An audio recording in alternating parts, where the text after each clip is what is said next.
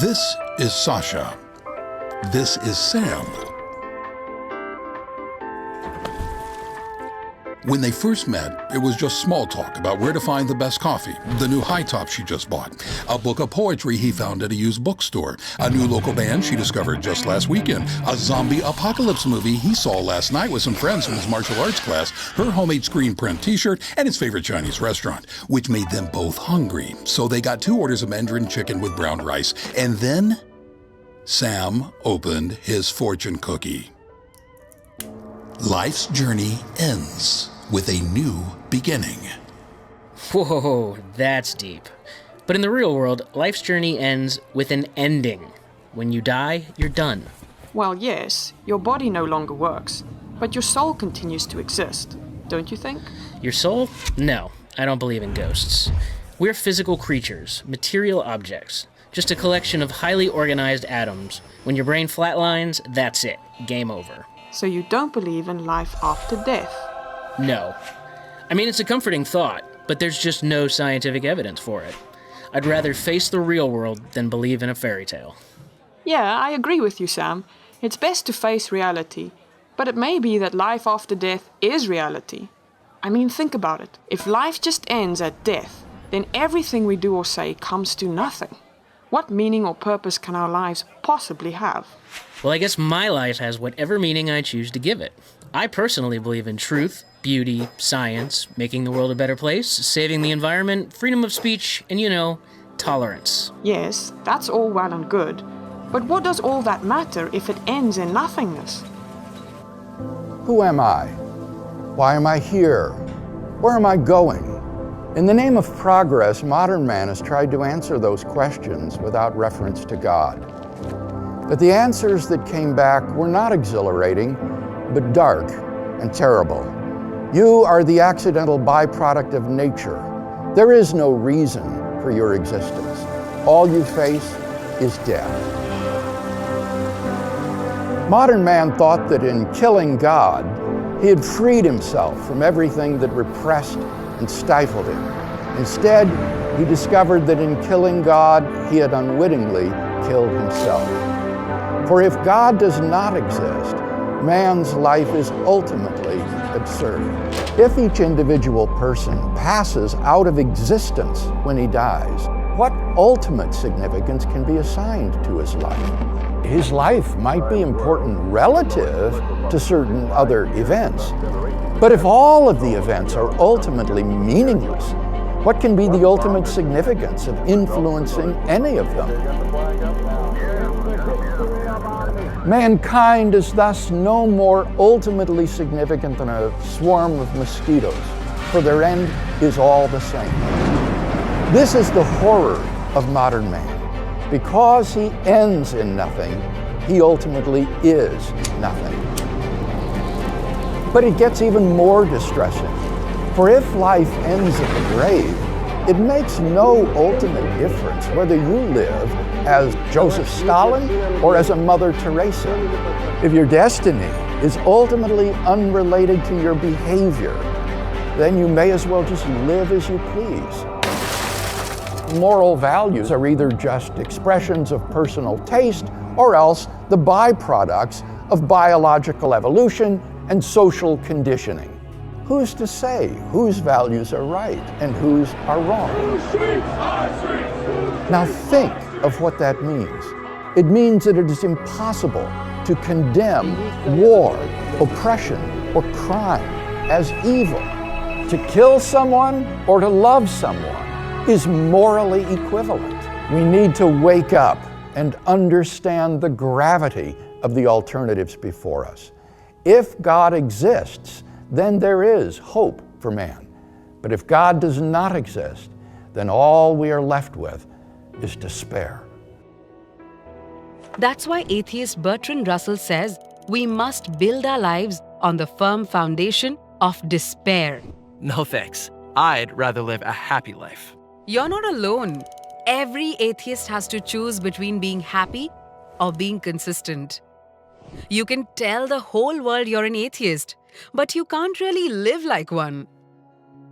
Okay, so you're a Christian. If your God did exist, how would that change anything? If Christianity is true, then each one of us is here for a reason. And life does not end at the grave. And God, He's the absolute standard of goodness. He knows you, He loves you, and He intentionally created you. So your life ultimately does have objective meaning, value, and purpose. That means you can live a life that's both happy and consistent. While that doesn't prove Christianity's true. Agreed. I'm simply pointing out that for Christians, living a life that is both happy and consistent is possible. For atheists, it's not. So what are you going to choose? What are your thoughts about God? Which God? There are millions of gods. Isn't Christianity at its core the same as other religions?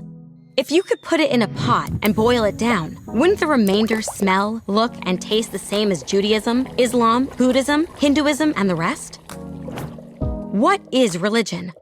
Just as we refer to our minds as being thoughts and ideas beyond the electrical impulses of our physical brain, the major religions propose that the human's true essence is their soul instead of their physical body. But just like our physical bodies, the soul also has needs, or it will starve. Each religion proposes to be a guidebook of that spiritual plane that helps lead our starving souls to soul bread. Aren't these guidebooks all the same? The historical Jesus of Nazareth told a story about a father, 2 sons, and a family business. It was custom that the sons would split the business when their father died. But the younger son said to his father, "I can't wait for you to die. Give me my money now." Seeing his son's true heart, the father gave it up to him. The son turned his back to his family and hit the road. Far away, he partied like an animal, eating and drinking and paying prostitutes, until suddenly his pockets were empty. In desperation, he found a job feeding pigs. But the country's economy crashed, and he couldn't even make enough to feed himself.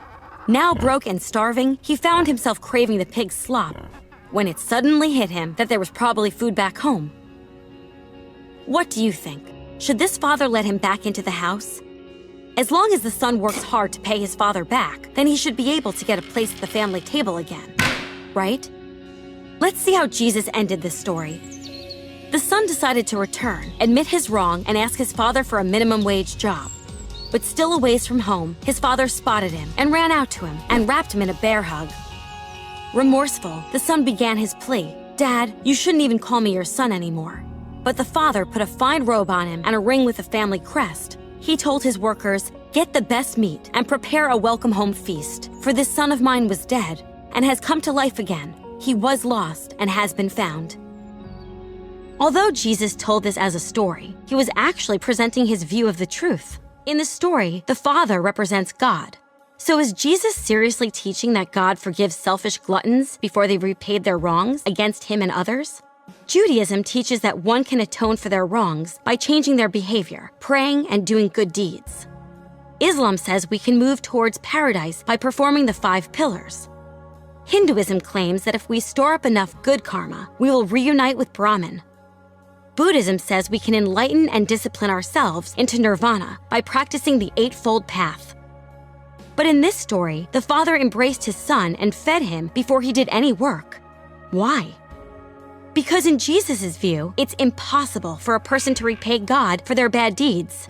God is a perfect judge who cannot be bought off with anything that we have to offer. Jesus said that when we die, we will face God with all of our deeds laid out. None of us is completely morally perfect, and none of us will stand a chance of justifying ourselves. Then, is there hope for us? Jesus believed so, and staked his life on it. He claimed to be God in human form who came to pay our moral debt with his innocent life, so that if anyone truly believed and surrendered to him, they would receive a full pardon from God and the power to change how they live. Other religions teach that our own self-sacrifice can pay our debt, but Jesus taught that only God's own self-sacrifice can pay our debt. All other religious founders claim to be guides to lead our starving souls to bread.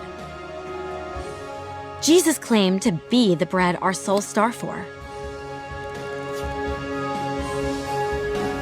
In AD 203, the Roman government arrested a 22-year-old woman, a Christian named Perpetua.